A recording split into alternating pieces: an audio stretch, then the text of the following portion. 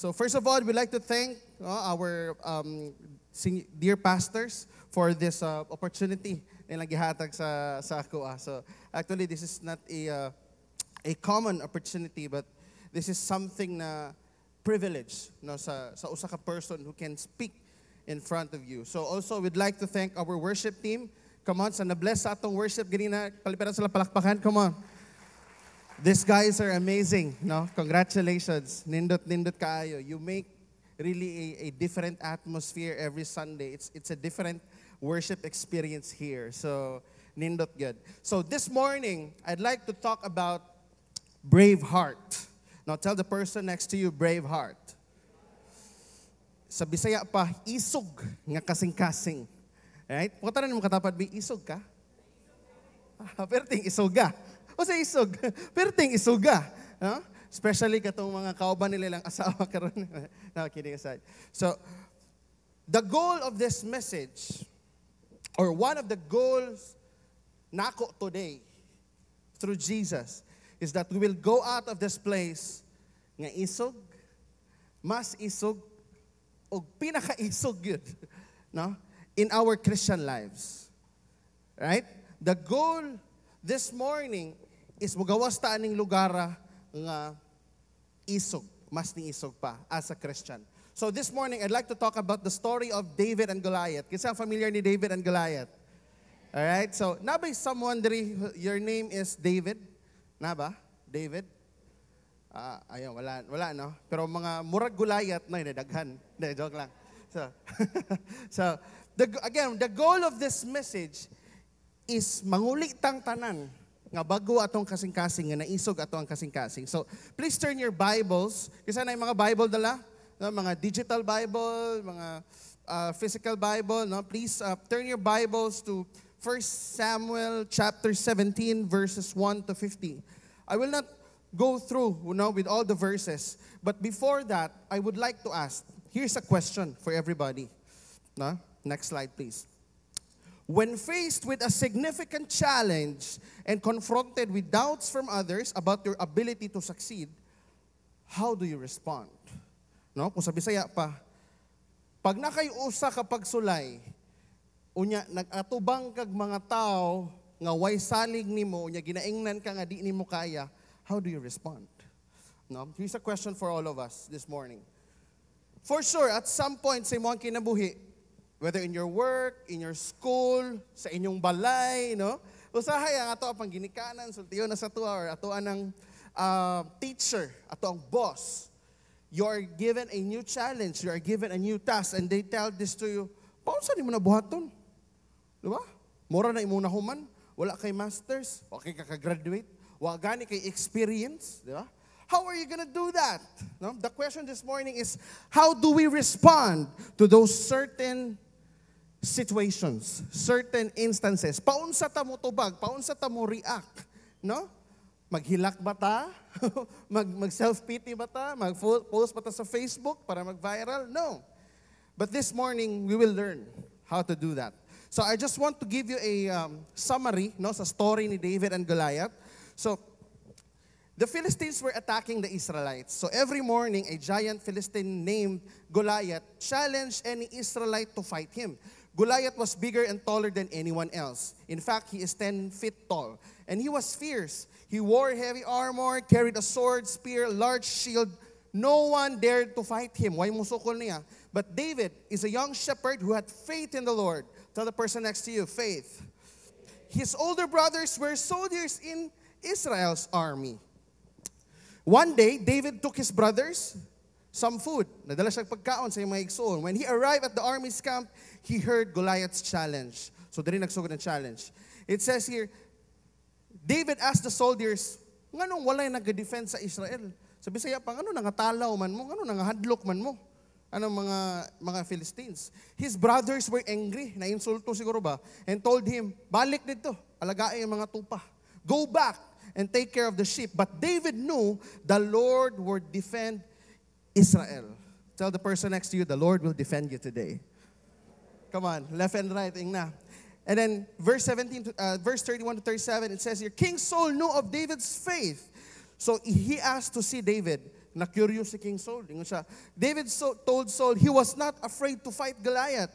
So David explained that he was looking after his sheep, he killed a lion and a bear. In short, ingon ni David, anad na ko anak, daghang kay mo atake sa akong mga sheep, lion and bear.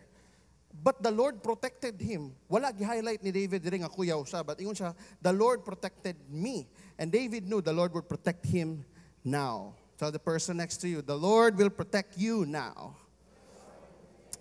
So Saul gave David his armor, gipahuram siya. But dili siya masakto. So gihubo ni David. He decided to fight without any armor. It says here, David collected 5 smooth stones. For sure, familiar kayo taan and put them in a bag. He took his sling and shepherd's staff and went to face Goliath. Diri na, wala na exciting part. When Goliath saw David, he shouted and made fun of him. No? Kaloko kay si Goliath, dako gud siya. He said a shepherd boy could not beat him. David shouted back that he trusted the Lord to protect him. David said he would beat Goliath to show the Lord's greatness. David ran toward Goliath. He quickly threw a stone with his sling. The stone hit Goliath in the forehead. Igo sa agtang, no? One shot, headshot. And the man fell to the ground. The Lord helped David defeat Goliath without a sword or armor. When the Philistines saw that Goliath was dead, they ran away in fear. The Israelites won the battle. David trusted the Lord, and the Lord protected Israel. So, what's the point? No, what's the essence of the story? What's the significance? What is the bottom line of the story? Sometimes, the Lord will use someone, which is us, to defeat a giant. Pwede po, nga kita, presently or currently, natay ginaatubang na giant. Because David, it represents us, kita. And then Goliath represents our problems, our current issues in life, our challenges that had been there for so long. In the story of David and Goliath, ma-realize nato nga it's not because we have the skills, we have the power, we have everything that we possess. At the end of the day, we will realize nga nidaog si David kay Goliath, it's because naa ang Ginoo. Amen. For sure, some of you here can tell a story. Nga there are times in your lives nga daghan kinamoy mga battles, but wala ka kabalog unsa nimo tuog daog, wala ka kabalog unsa man ako tubay. Wala lang, kalit lang, di ba? But no, dili na kalit. The Lord was with you during that battle. Amen. These battles we have today are just kumbaga pang ano na lang sa tuwa pang refresh na lang sa tuwa kasi we have won battles before, and even Jesus won the battle 2,000 years ago. Di ba? So, now, I'd like to quickly share 4 points. The question is how to overcome our giant. How to overcome our giants. Kisa excited? Come on. All right, so you can write this down. Number 1, mindset over skill set. Tell the person na sa'yo, mindset over skill set. Inay mo katapad, mindset lagi. No? Mindset. No? Mindset. So, let's go back to verse 33. It says here, don't be ridiculous. No? Sa Bisaya pa, ingon ni King Saul kay David, ayo pag bida-bida diha, maka-Jollibee ka, bida-bida ka, kagamay nimo, no? Ingon dire, there's no way you can fight this Philistine and possibly win. Di ka kadaog. Bisan saon nimo. You're only a boy and he's been a man of war since his youth. But David persisted. I have been taking care of my father's sheep and goats, he said. When a lion or a bear comes to steal a lamb from the flock, I go after it with a club and rescue the lamb from its mouth. If the animal turns on me, I catch it by the jaw and club it to death. 37. The Lord who rescued me from the claws of the lion and the bear will rescue me from the Philistine. You know, friends, mindset is everything. Mindset over skill set, it's because when you have the right mindset, you can always possess a good set of skills. But if skill set ka lang, na kay skills, but you don't have the right mindset, you can easily be defeated. here in this verse, nakita nimo, gihadlok siya ni Saul. Ako, unsa man ka? Bida-bida ka. Gamay ka, gamay nimo, pilihon nimo ng 10 feet tall. No? Imagine na, si RJ, gihagit niya si Kuya Bonggos man or si Kuya Rodel. Sumad, bagay ta. Diba? Usa ka ingnan ni Kuya Bong, daman ka? No? Usa ka, no? Dili, diba? It's always the mindset. With the right mindset, you can always come up with a good set of skills. Now, here's a question. Unsa ba ato mga gulayat karon? No? At today, karong buntaga, unsa ba atong mga gulayat? No? Sample sa atong mga gulayat. Financial issues, mo ganing number 1. Pagkwarta gyud mausab gyud ang tao, no? Financial issues, number 2 is time. Sige tagkalit. Wa gyud nato na overcome na, no? Ikatulo, that is forgiveness and unforgiveness. Dugay kay tag nay sala sa to, wa gyud nato na forgive, no? Every Sunday sayo kita diri, but if we remember that person, maglagot gyud ta, madaot atong mood. A lot of things na pwede nato mahimong gulayat. But as what I mentioned, bisan paghawd ka, na kay skills, but if you have the wrong mindset, mapildi gyapon ka. Right? Butang na to. Time management. Ako, this is a very fresh nga kanang experience. Before, wapa ko naminyo, or even kato naminyo nako, I'm very fixed with my time. I put really emphasis in preparation. Nga, before I do things in a week, nakaplastar na. No? So, karon, but si Iggy, daghan nakikagplano mo na kung buhaton. Lakaw na ka, agoy ang bata na libang. No? So, boom, bungkag. For how many weeks? Sige, adjust. Way tulog. Diba? Kada oras malibang. Kada oras magdede, no, kay breastfeeding man. Salamat sa Ginoo sa breast milk. But I was not complaining, pero nag-struggle ko. It's because I want to be more productive. But I was trying to apply my skills, no? Ako mga naibawaan ako, but wala mag-fail. There I discover kulang di ay mindset.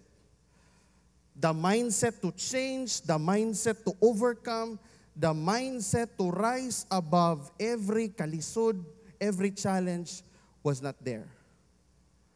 Mo, kung nakakadiri karon and you have this struggle, gibuhat na nimo tanan pamaagi para lang maging successful ka and yet you still fail, there is something wrong we need to fix sa imong mindset.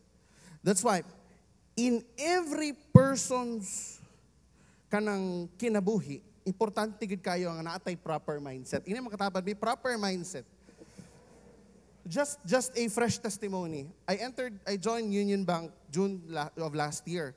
And there was a lot of pressure actually kasi I was the youngest in the team, and the youngest in the team before Sakua was 7 years na iyahang tenure, which means most of them or almost all of them 10 and 15 years and above na. Like after they graduated, na sila working with Citibank and then transition to Union Bank. So ako ang pinakabata. Kung masiko gunahon na nga, okay ra mag-chill diri, wa bitoy pressure sa ako may pinakabata diri. Nothing's gonna happen. No? Walay mahitabo. Lugi gyapon ko at the end of the day. But I was very challenged. Ako, personally, kinaiyan ako na, mentality na ako na, I don't want to be a burden in a group. Bisan sa ako ang ginikanan, no, kabalo sila na, dili kay ko tigpangayo nga anak, nga kanang gusto ko ani, no, I work hard for it. No, dili gusto ko ani, kabalo ko, no, nga kanang, dili na sayon, no?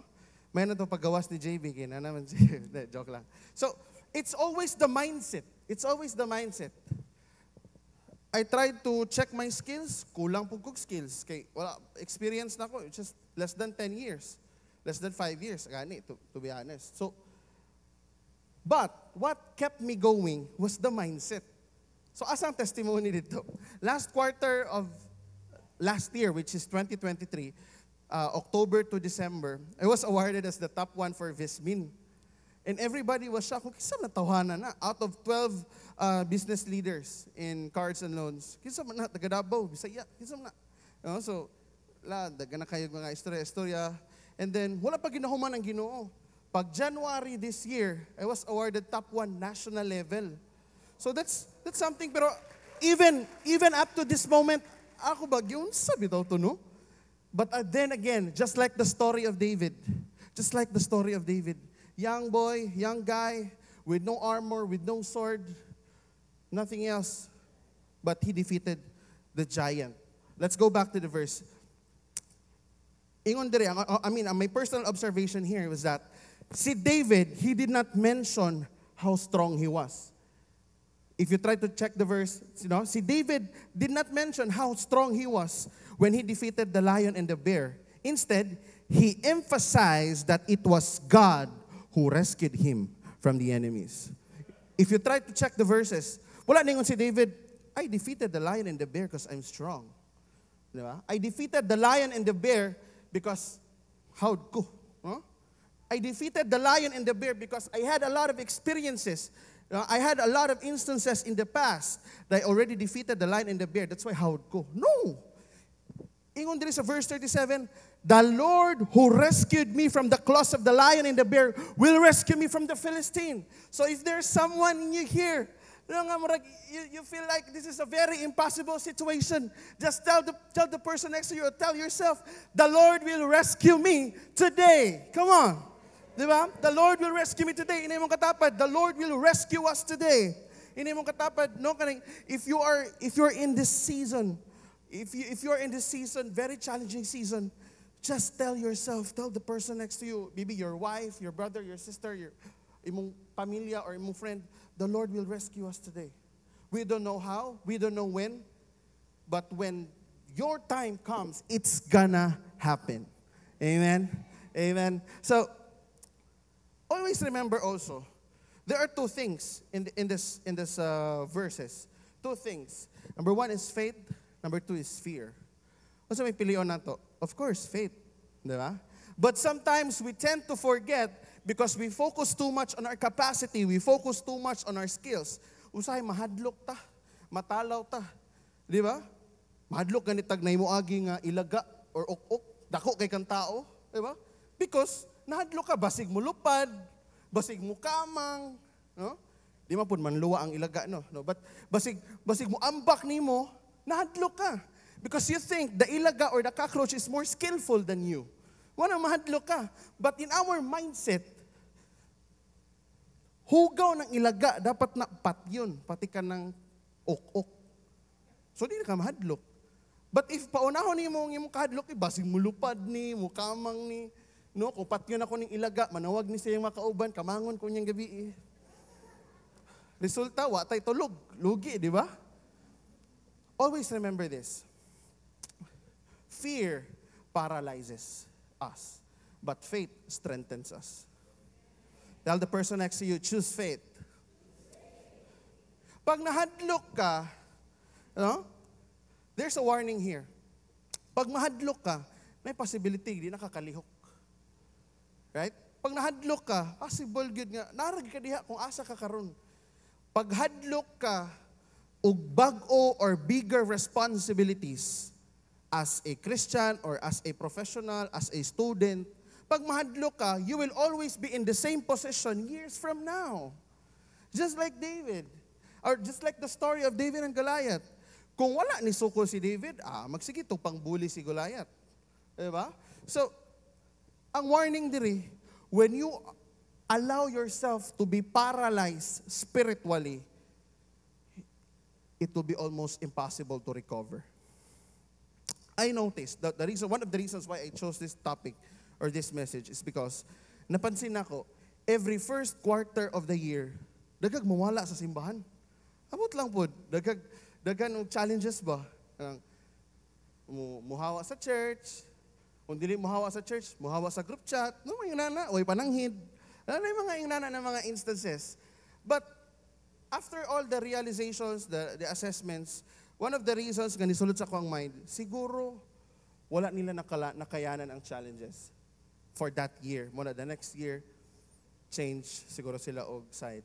Or another thing, siguro wala gihatag sa Ginoo pa ang ilahang gipangayo. That's why the following year, I don't think prayer is effective. No, ingon na siguro ang dialogue sa but wala ta kabalo, nanitabo. But going back, when you allow yourself to be paralyzed spiritually, it will be almost impossible to recover. But congratulations, no? Because you are here. Palakpakin na yung mga katabad, congratulations, Iksoon. You are here. It's the second half of this year and you are still here worshiping the Lord, giving Him all the glory that He deserves. Come on. Pag mahadlok ka, dili ka kalihok. Next slide, please. Pag hadlok ka, di nakakalihok. Pag naa kay pagtuo, mutuo ka nga kaya nimo. Come on. Come on. Right? Punta na mong katapat, tuo ba ka? Pero kung left-handed na sabi siya, wala ni. You know? Pag mutuo ka nga kaya nimo. Come on, because the God who lives in you today is the God of the same yesterday and forever. Come on. There's this mindset of David. Simple ra kayo ang mindset ni David. The reason why he won this battle is because of this mindset. He knew that he was not fighting alone. Kabalo siya nga, he is not alone. Di ba? Mura ko group of friends mo, no?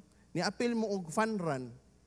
Appeal mo og fun run. Ikaw, bisan kapoy na kayo ka, pero yung mga friends are still running, still jogging, no? Nag-walk pa. Ikaw, bisan kakuya po na ka, hala, sige, appeal ko kay maulawan ko diri. No? Madasig ka. Just like the life of David. He knew he was not fighting alone. One of the old guys, or not old guys, sorry for the term. One of the veterans dito sa simbahan. We call him, everybody calls him Kuya. No, si Manoy. Ay, si Manoy. Where's Manoy? Ayun. Manoy, ayan. So, si Manoy, daghan na kay kog gipangutana siya, Hanoy. Ganun ka nang, dili man kagamay heart, no? Pag kasabaan ka, tawa lang ka, uli, pag di ka padulog basketball, tawa lang gyapon. Kanang kasabaan ka ni Tats, or correctionan ka, someone will correct you, even younger than you, di ka man luod. Kuya pod ka nugasa, no? One thing he said, siya, tanaw lang yun sa Ginoo, ayaw tanaw sa tao. In that moment, he knew that he is not journeying alone. The Lord is with him. The God of Abraham, Isaac, and Jacob is journeying with us today. That's why there are no reasons why we should give up. Come on. Ini mo katabad, ayaw gundang. Ayaw gundang. Mindset ba? Mindset. Murag si David. I pray, my prayer, that we will all go home with the David's heart this morning. So number one, mindset over skill set. No, that's number one. Number two, depend, not pretend. Tell the person next to you, depend, not pretend. If we see in verses 38 to 40, it says here, then Saul gave David his armor, a bronze helmet, a coat of mail. David put it on, strapped the sword over, and took a step or two to see what this was like. For he had never worn such things before. See, David was a shepherd. Gipasuot siya armor ni Saul, gipasuot siya sword. Gamay kayo siya, pero bugata. Imagine na si RJ, taga-ag espada o armor. Di ba? Kasi di nakalakaw. Diba? I mean, si David was allowed or gipabaraw siya ni King Saul og armor. But hindi kaya . David put it on, strapped the sword over it, took a step or two to see what it was like. Siguro talako-lakaw si David ba? Pastilan bugataan . Di magiko katikang unsa na kog pildi sa giant. No? There are some moments in our lives that the Lord will test us kung unsa ato ang first move pag natay giant. Usahay masipyat ta ba, no? Mugawas atong tawhanon, no? Mugawas atong pagkatawhanon. Pag natay problema, adto ko ni kuan kay natoy utang sa kuha. Adto ko ni kuan kay dali ra to maduulan. Adto ko ni kuan kay makiswipe ko credit card. No? Makiswipe ko credit card. Daghang kayo possible ways mahunahunaan nato. But dili tanan ways, dili tanan solusyon will sa Ginoo. Dili tanan solusyon maka-benefit ta. Dili tanan solusyon magiging useful in the future. That's why Ingon dire verse 39 in the second part, ingon si David, I cannot go in this. He protested to Saul, I'm not used to them. Oh, wala ko na ani. Ano pasuton ko ni mo ani? Diba? In verse 40 it says, he picked up 5 smooth stones and from a stream, gikan sa sapa, and put them into his bag. So simply, nato siya sa sapa, kuha siya 5 ka bato, no? Butang sa bag. Then armed only with his shepherd's staff and sling, he started across the valley to fight the Philistine. No? Kita siya bato, no? Isipan ninyang logic ha. Kuha siya bato, butang niya sa bag. For sure, that bato was not his first choice. But mo na ang una niya nakita, mo na ang una available. In some kanang Bible scholars, they interpret the bato as faith, courage, all these things. But si David, gikuha niya what was available. Gikuha niya unsay una nakita. Sometimes, we lost some battles in the past because we used the wrong tools. Napildi ta sa ato ang mga challenges before because mali ang atong first step. Diba? Nagpahuram sa to grab day na to. Huram ako biki. Kailangan ako kwarta. Huram dahin ta. Ang ending, wata kabayad. Kaya umti trabaho. Or wata ikabayad. No? Dili tanan first option. Tama. Let's go back to this verse. Ingon dire. When you face your battles, do not get approval from people. Always seek God's wisdom. Because we draw eternal strength and confidence from God, not from men. When you try to consult people, no, karon uso naman jud kay karon nga era ang mga group chat, no. Usahay gamiton sa meeting, ang worst gamiton sa panlibak, no? So uso na kay karon ang group chat. Pag mo pour out ka sa mga friends, bay, wag problema bay ba? Ano man? Ani lagi, di ba? Pag imong barkada, utro pud sagoy pud og utok. Mingon sa imo, katuo man kana eh. Shot lang. Shot. Ay lang good pag post, ay lang good pag may day para makita sa imong pastor. No? Do not get approval from people if you have personal issues. Go to God. When you talk to God privately, He will bless you publicly. Come on. When you talk to God privately in your sacred place, the Lord will just going to turn things around publicly. Here, pagsigita og pangutana sa mga tao para sa will ni Lord sa tuang kinabuhi, we'll always get the wrong information. We will never be in the right path. Because God's will is His will, therefore let's talk to Him straight. Dili ta magpakaron ingnon nga kuyaw ta. Dili ta magpakaron ingnon nga kaya na ko ni sauna, kaya po na ko ni ron. No, di man kasi Jesus na the same yesterday today. Diba? Kita nimo, kaya man lagi ni Kuya Yuyong. Kaya po na ko ni. Dili. Dili tanan kaya sa ubang tao, kaya nimo because we are created uniquely. We are created equally and we are created for a purpose. Come on. It says here, most of our battles are consequences of our wrong decisions in the past. Let's seek God's wisdom above anything else. O lagi ta, magkamali ang tao, magkamali man gyud ta, sipiat man gyud ta. Tao, yes, nagkakamali. But the question, what did you do before? What was your first step? Nag-ampo ba ka for wisdom? Nag-ampo ba ka sa nindot buhaton? Wala. Because you got everything you have, so you made all these impulsive decisions, and here you are now, suffering the consequences. Tanan battles, usahay, madamay pa nato ang Ginoo. Ay, ba, sige, hatag ni sa Ginoo nga pagsulay para malig-on ko. Pag sure, oy, there's a thin line between human negligence and the will of God. Usahay, nagasuffer ta sa ato ang mga wrong decisions is because sa una man good, pataka man good tagbangag. No? Pataka lang ta, tira pasagad lang ta ba? Buot-buot. Muna, karon, kabuang na. It says here, in our battles, it doesn't matter what we own or possess. Now, here's an encouragement for all of us, including me and everyone here in this room. In our battles, it doesn't matter what we own or possess. What matters most is the one who owns us. Amen.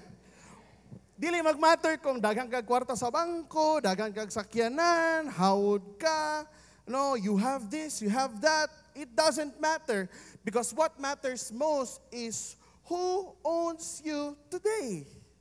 Diba? The one who owns you is the one who owns everything in this world.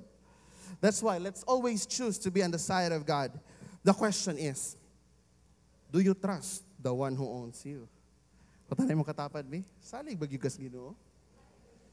Tanawa. Salig bagi ka sa Ginoo?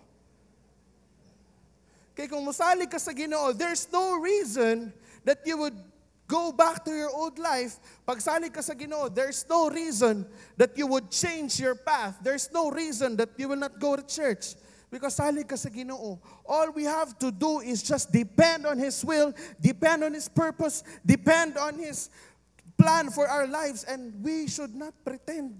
No? We are trying to be someone else that we are not. Muna mag-fail ta. Tell the person next to you, stop pretending. I'd rather depend, no, than pretend. Ayaw pangutan na imong kaugalingon, kaya ba nako ni? No? Go back to one slide, please. Ayaw pangutan na imong self, kaya ba nako ni? You should stop that question. That's a question that it's a ano ba, kanang one step backward para matagak ka. Kaya ba nako ni? Because at that moment, you're already doubting yourself. And you're already depending on yourself because you doubt yourself. But instead, ask this question. Lord, asa ko magsugod? Be? Kasi excited mo tanan sa Ginoo. Lord, unsa may pabuhat na ako? Come on. Ayun, sige po tanan. Kaya ba nako ni? Na-promote ko. Kaya ba nako ni? Hadlok mo ko eh. No? Gitagaan kag life group members na pasta kabadlungon na. Lord, kaya nako ni? Gitagaan kag life group members nga mo-message ka sa chat, di man lang mo like, di man lang mo heart, and then start to question yourself, kaya ba na ko ni? Gitagaan kag life group members, nga ni-commit mo adto, nag-order na kapagkaon, ang ending, why ni abot? And you start to question yourself, kaya ba na ko ni? No. You start to ask God, Lord, where will I start? Come on. Mangisog ta ba? Mangutana ta sa Ginoo, Lord, asa mo ko magsugod? Kikapoy na ko ba? No? Okay ra gid kapoy yun igsoon. Pero pangutana sa Ginoo, unsay nindot buhaton? Ayaw pangutana sa Ginoo kung kaya ba na nimo. Because in the first place, He created you to be you, not to be someone else. He created you because you have the capacity to do this, you have the ability to do this, and you have everything you need. No? Number 3, take an immediate action. Tell the person next to you, take an immediate action. I remember, no, isa sa mga di na ako makalimtan sa una sa balay. Si nanay, mga reminders niya. Pag humanog, pag mata ninyo, hipo sa inyong kama, before mamamahaw, hipo sa inyong bed. Munaog na ka, kay mag-CR ka. Usa man ni, wala man ni mo nag-hipos. Immediate gani. Okay, sige, balik. No? Wala, pag humanog kaon, JB, panghugas plato. Study pa ko na. Study, hugas. Mabaho na. No? Normally, reaction sa mga nanay, ayaw biyain ng hugason kay mabaho. Immediate. Important ang immediate action. Important ang urgent na move. When God calls you to do something else, do it with urgency. If the Lord calls you to serve, if the Lord calls you to be part of the church, when the Lord calls you to involve, ayaw gyud pagdugay-dugay igsoon.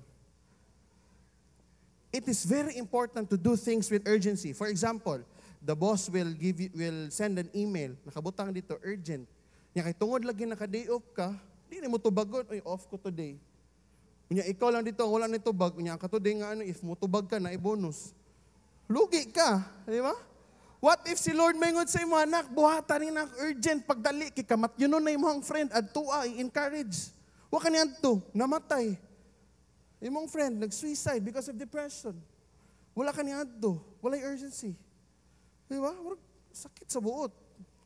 Now, Going back to verse 48, it says here, as the Philistine moved closer to attack him, David ran quickly toward the battle line to meet him. 49, reaching out into his bag and taking out of a stone, he slung it and struck the Philistine on the forehead. The stone sank into his forehead and he fell face down on the ground. If you see the first part of the verse, it says here, as the Philistine moved closer, naghinay-hinay si Goliath, dako lagi. Chill kayo, bully. Nanginay lang ta, gamay ano kalaban. Diba? But si David ran quickly. Tell the person next to you, quickly. O sige, buhat ni David, iyang giunhan. Giunhan ni David. Muna, kung nakita ni mo nga, padulong pa lang imong problema, unhira yun. Ayaw na hulat. Nakita ni mo, patay, padulong na. Every 15th of the month, ang bayro nun sa balay, bayro nun sa suga. Ayaw paghigda-higda kung 10th of the month na. Di ba? Ayaw pag-relax. Ayaw pag-relax. Because pag naay battle, dili pwede mag-relax. Kung magpapatay-patay ka, mapatay yun ka. I tell you today straight. Pag mag-relax ka, wala, pildi yun ka. Ang ending, pag kamustahon ka sa imong pastor, sa imong life group leader, kumusta man kaigsuon? Palagi. Ana po, duguan na po, paita po eh. No? We'd rather do the first move than suffer for long. Pag padulong na ang problema, kita na nimo eh. Anticipate na nimo eh. Tura, padulong na diri. Buhat the resolution. Let's always go for the resolution than focusing on the problem. If you dwell too much on the amount of your bayro nun, because mo gani ang common issues, no? Dakuha sa kong bayro nun sa credit card, oy. Especially katong, remember lang ako, when Iggy was kanang anak siya, no? Praise God for the provision and thank you also to those who extended help. So ang bill niya was, niabot og 400,000. Bill ni Iggy. O sa Iggy na dako, ako wife. So, doon nila 400,000. Just ko Lord. I was just less than a year from my new job. Saan man ako ni? At that moment, at the very kanang, siguro for several hours, I was keep on asking myself, saan ko man ni? But the Lord just told me, of course, through the encouragement of my parents, my in-laws, kaya kinas Ginoo. Usaw ka. Diba? Buhay gisag patay. Kaya pa mo mayroon nun. Diba? Sa Davao Doc. Ay, sorry, na-mention ang name, sorry. So, kana pa bang bayron nun nimo? 400,000? Pero here we are today. Healthy kaya si Iggy. Salamat sa Ginoo. Nahuman gyud kog bayad atong March. Ano? I mean, pinaagi sa grasya ni Lord, but wala ra po ko naghigda-higda na igsuon. Wala ko nagmata sa buntag, ay, bahala na, trabaho lang gutagod. No, wala. I asked the Lord, what to do? Then the Lord just gave me ideas. Yeah, diskarte, manage, finances. Tanan. You just need to ask God. Si Lord, dili na siya hotline sa bangko nga busy kayo. Si Lord, dili na siya amigo nimo nga way klaro. Si Lord, is open iyang linya 24/7. Bisan dili nato sa need, but He is waiting for us to respond. He is waiting for us to reply, to talk to Him directly, to talk to Him straight, because He will respond with urgency. That's why He deserves our immediate action. Pag naay problema, no, immediate good. The enemy will always try to steal our joy, but God's purpose is to heal our hearts. Do you agree? Satan comes to kill, but God's intention is to heal. You agree?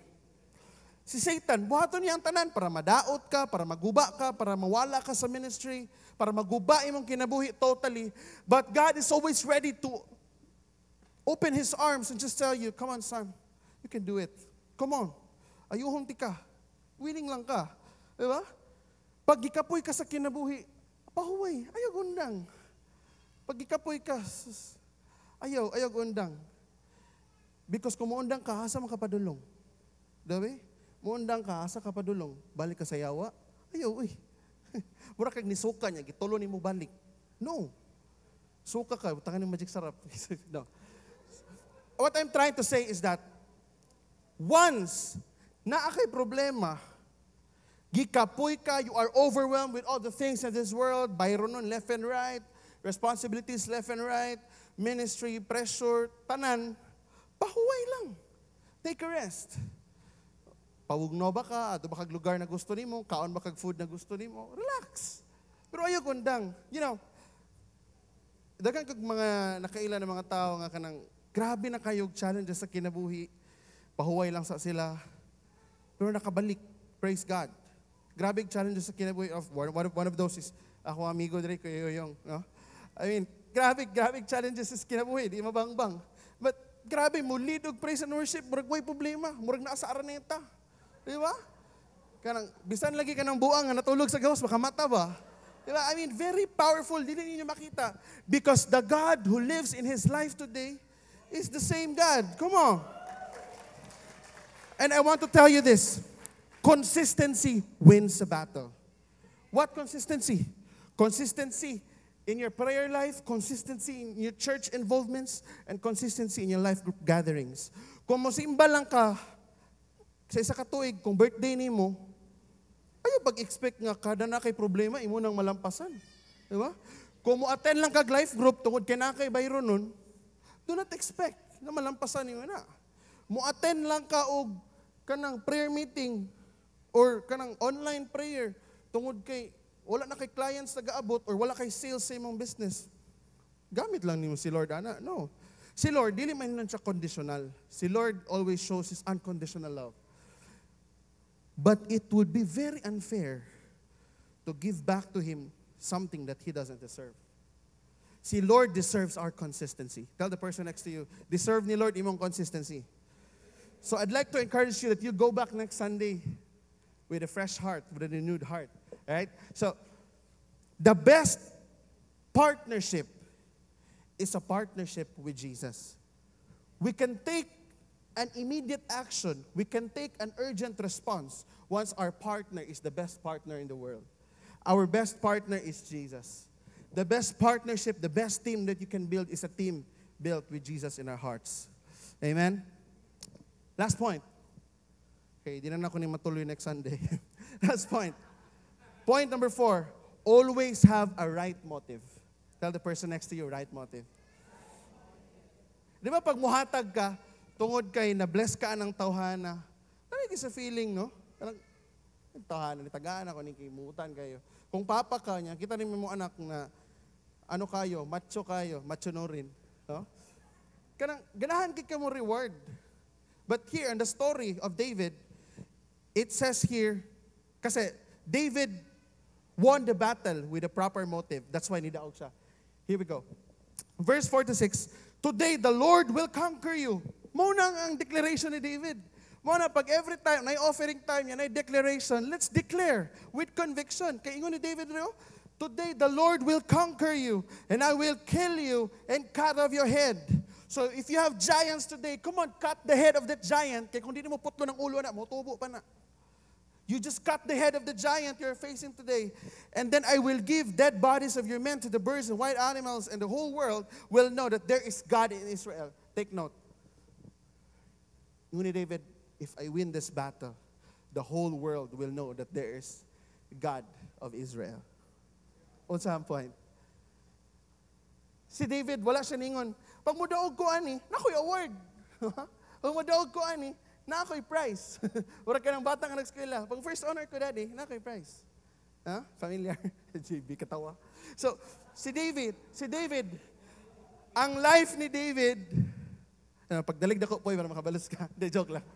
Ang life ni David, ingon siya, gidaog na ko ang battle because I want to see the glory of God in the land of Israel. I want to see His glory. I want His name be glorified. I want His name be known above any other names. And indeed, the name of Jesus is the most powerful name. That's why our success, our victories, our wins in life will always depend on our motive. Pag ang motibo ni mo, daogon ko ni para mapahiya siya. Daogon ko ni para ingnon na mas hawd ko. Daogon ko ni kay para ingnon kong kuyaw ko. No, you will never win in life if that is your perspective, your motive, your purpose. But if our motive in life is to bring God all the glory that He deserves, we will always win. Come on. Tingnan dire. That's why David was willing to face a stronger, a bigger, kung nabay word nga, gianter. No, muna na. Mas dako sa iya ha. He was willing to face that 10-feet guy with an axe or sword because he know who owns him. That is Jesus, who owns everything. Lastly, it says here, no doubt, many times we fail because we do things with an unworthy motive. God never promised to bless our efforts when our purpose is to destroy someone. Ampo pa ka sa Ginoo, nagpa-prayer request pa ka sa online prayer. Palikog ampo bi kay kung ugangan palaaway kayo, iampo ko nga mas dagang kog kwarta niya para maulawan siya, sana po yung manghiram. No. If your purpose is to destroy someone, ikaw ang una ma-destroy. I tell you today. Come on. Lisod kayo.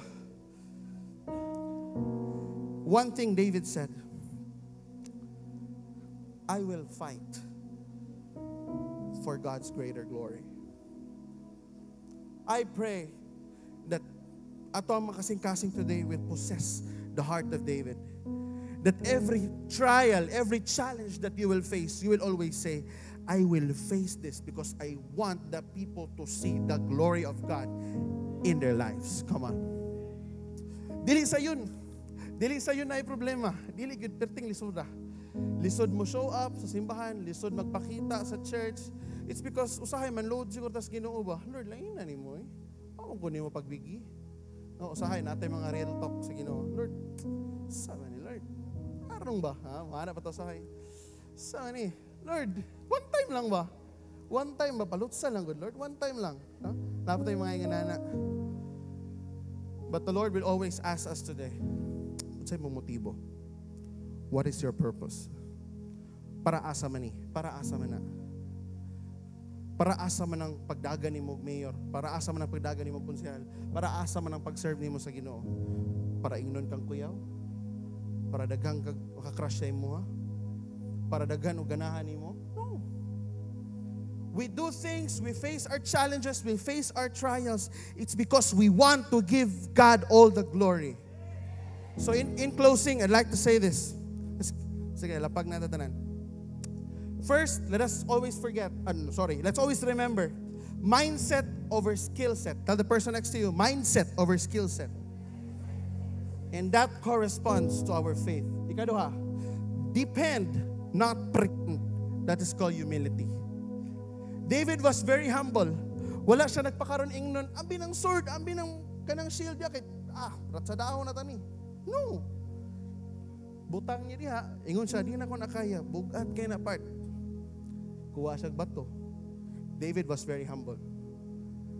There will be seasons in our lives that we will be humbled. Pag na mga situations nato nga naulawan ta or gihumble down ta sa Ginoo, it's because there's something wrong in our lives. There's something wrong in our mindset. Number 3, take an immediate action. Padulong pa lang ang problema, take the first step. Ask God for wisdom. Padulong pa lang ang challenge. Di ba? For example, naka sa beach, buta na to, dahikan. Padulong pa lang ang wave, wala ka nag-selfie-selfie diha. Patay jud ka. No. Padulong pa lang ang challenge. You're already asking the Lord, Lord, takay ko idea, come on. Padulong na akong bayron nun, Lord, unsa akong pwede ibaligya? Unsa ako ang pwede, Lord, negosyohon? Lord, unsa ako ang pwede buhaton? Lord, I want to focus on the resolution. I want to focus on the problem. Because kung mag-focus ka sa problem, ma-destroy ka. Number 3. And number 4, always have a right motive. One yung pinaka-importante. David took the challenge. In the earlier parts of verses, David took the challenge because he wants to give God all the glory. David took the challenge because he wants the name of Jesus to be glorified. He wants the name of Jesus. Kung sa tuwa pa ng panahon ron, he wants the name of Jesus to be advertised. I want to end with this. There's a big difference ni David and Goliath. Of course, aside from the size. Big difference nila? Yeah, bring it down. Goliath relied on his size, but David trusted on the size of his God. Come on, usaban nato. David relied on the size, Goliath relied on his size, but David trusted on the size of his God. My prayer is mangulit ang tanan karong buntaga. Madi na ta magul unsa kada kuwat ng problema. But magiging excited ta because God is going to do great things in our lives. Of course, there's an action required. let's ask for wisdom. Dili lang ta magkutob declare, the Lord is going to bless me. Sige, declare. Pero pag ulig balay, sige higda. Pati mo higdaanan, di mapanalanginan.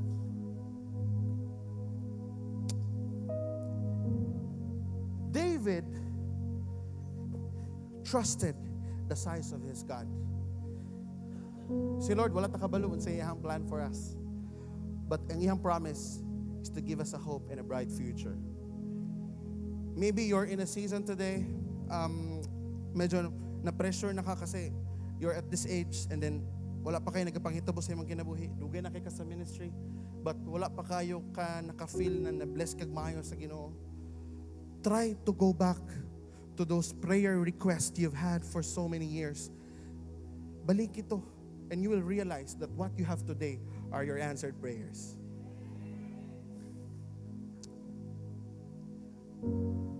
One thing, isa sa mga personal realization ako, aning nga verses. Kasi when David defeated Goliath, nanagan ang mga kauban ni Goliath. If you try to check on the verses, when Goliath was kanang naigo sa forehead, no? Giputol iyang liog. Yeah, the next thing happened, nanagan ang mga kauban ni Goliath ng mga Philistines. So what's the significance? If your biggest Goliath, or if your Goliath, you can overcome it today. The smaller giants don't matter. If you can overcome your financial struggle, which is your biggest challenge, the rest of the things don't matter. The rest of the challenges don't matter. If you can overcome your financial struggle, your time management, imong mindset nga very poor, matingala na lang ka, other parts of your lives, other aspects imong kinabuhi magiging better. Right? Mura ko na siya sakyanan. Pag naguba ang makina, guba tanan, di mo dagan. But if ang makina is working, other parts ng mga sakyanan, mag-active po siya. Just like our kanang mga Goliath nato today. Ako kabalo sa inyo ang ginatubang, sa inyo ang gina overcome this season. Kita tanan na ay Goliath. No? I hope dili inyo ang asawa inyong Goliath, okay? So, kita tanan na ay Goliath. But the question is, how do we respond? Are we going to respond like David? Or are we just going to respond without any wisdom? That's the question. Because as what I mentioned, it doesn't matter what you own, what you possess. It doesn't matter unsay naa sa imong mga kamot karon, unsay naa sa imong bank account, unsay naa sa inyong balay, or how many friends do you have. What matters most is the one who owns you. If Jesus owns your life, then no problem. Na word karon ingon nila nonchalant. If Jesus is in your heart, I remember someone, iyang favorite verse was Psalms 23. Yun niya dito, the Lord is my shepherd, no problem. Ingana niya ginabasa ang verse. So my prayer and my declaration this morning is that we will come out of this place with a changed heart. And let me give you a warning. Change doesn't happen overnight. It's a process. It's a journey with the Lord. It's gonna be a long process. But the good thing is that when you endure the process, you will enjoy the promise. Again, when you endure the process, you will enjoy the promise. Pero, pwede po tayo mag-enjoy sa process. Dili lang puro endure. We can choose to enjoy the process because let us always remember that we are not fighting alone.